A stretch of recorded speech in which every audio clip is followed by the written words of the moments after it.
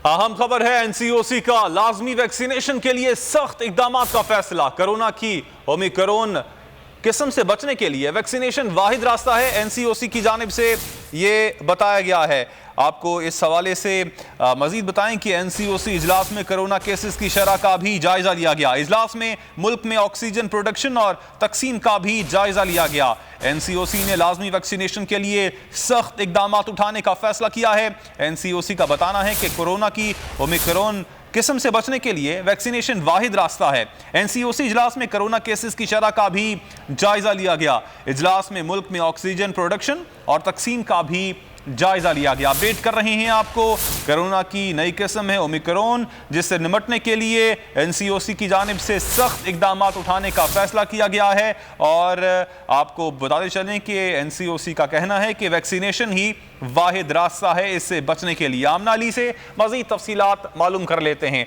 आमना, बताइएगा एनसीओसी का इस हवाले से मजीद क्या कहना है?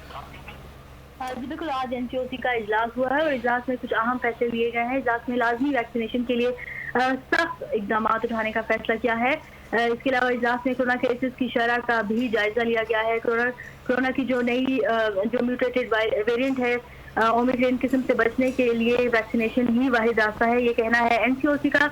इसके अलावा इजलास में मुल्क में ऑक्सीजन प्रोडक्शन और तकसीम का भी जायजा लिया गया है। मुल्क भर में ऑक्सीजन की तरसील का तफसीली जायजा लिया गया है। इसके साथ साथ एनसीओसी का आज की तनसीब की जो एनसीओसी की जानिब से तजवीज़ दी गई है। इसके अलावा दूर दराज के इलाकों में ऑक्सीजन प्लांट लगाने की भी तजवीज़ दी गई है।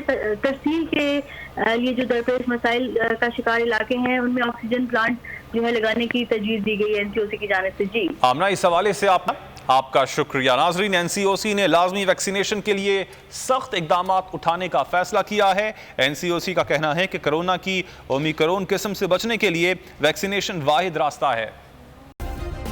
सब्सक्राइब करें और बेल दबाएं ताकि कोई खबर रह न जाए।